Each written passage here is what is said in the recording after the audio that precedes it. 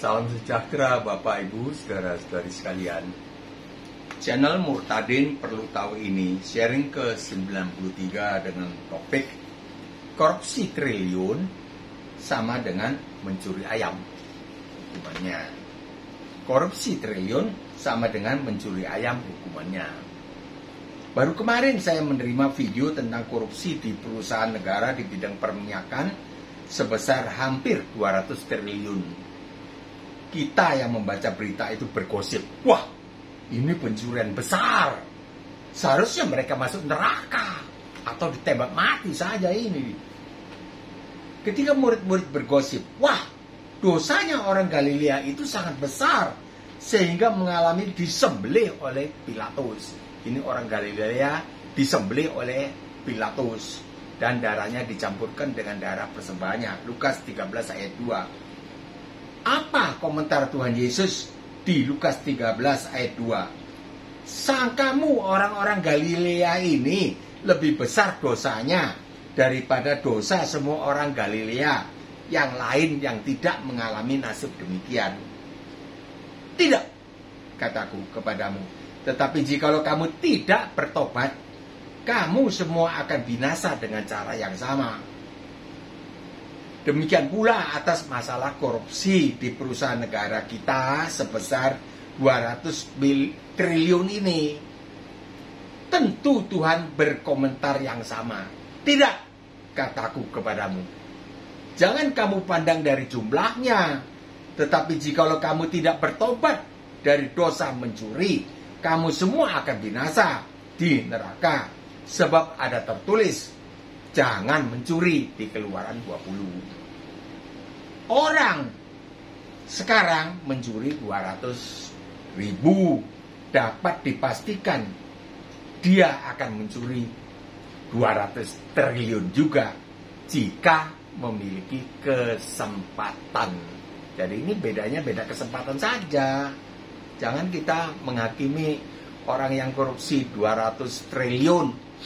Itu berat, dosanya dia lebih buruk daripada kita. Jangan. Ini Tuhan Yesus sudah mengingatkan di Lukas 13 ayat 2 tadi. Jangan. Jadi ini soal kesempatan saja. Jadi janganlah kita membandingkan diri kita dengan orang lain, lalu merasa lebih baik daripadanya. Tetapi marilah kita membandingkan diri kita dengan pribadi Allah yang maha suci, yang memberi perintah jangan mencuri. Mencuri dari dalam hati. Hati itu yang mencuri. Baru pada pikiran, baru pada perbuatan. Kemahasucian Allah tidak bisa dicemari sedikit pun. Mencuri ayam sama dengan korupsi 200 triliun. Hukumannya neraka. Loh, kalau begitu kita korupsi saja yang besar, lalu masuk neraka. Kan sama-sama masuk neraka. Daripada mencuri ayam, lalu masuk neraka. Rugi kan? Lebih untung yang 200 triliun. Orang mencuri jumlah besar atau kecil sama saja berstatus orang berdosa. Kalau orang berdosa pasti dia mau mencuri. Cuma tergantung adanya kesempatan atau tidak. Jikalau orang ini pendidikan formalnya rendah atau tidak sekolah lah, dia tidak punya kesempatan bekerja di perusahaan negara kan? Tidak mungkin dia bisa korupsi triliun. Tentu dia hanya mampu mencuri ayam. Begitu kan? Tapi sama mencurinya di hadapan Allah. Pikiran orang yang sudah dilahirkan kembali di Yohanes 3 pasal 3 ayat 5 adalah sebagai berikut. Walaupun pendidikanku rendah, tetapi aku bukan orang berdosa lagi. Aku sudah dilahirkan baru. Yesus Kristus sudah menggantikan hukumanku. Aku tidak mau mencuri ayam sekalipun aku lapar. Allah sanggup memberi makan burung pipit di udara, apalagi aku dan keluargaku. Aku mau masuk surga deh. Orang yang sudah dilahirkan kembali, Yohanes 3 ayat 5, dan memiliki jabatan di perusahaan negara, dia akan berpikir yang benar dan cerdas.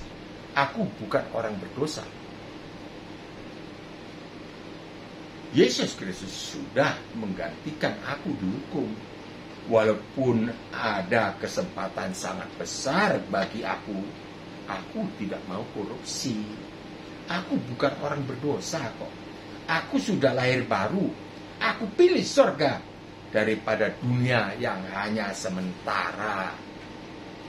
Sampai di sini dulu, saya mohon pamit undur diri. Kiranya turunlah segala berkat rohani dan jasmani dari surga di dalam nama Tuhan Yesus Kristus. Silakan subscribe, bagikan video ini kepada teman-teman atau keluarga. Insya Allah kita bisa berjumpa kembali besok atau lusa. Salam damai sejahtera.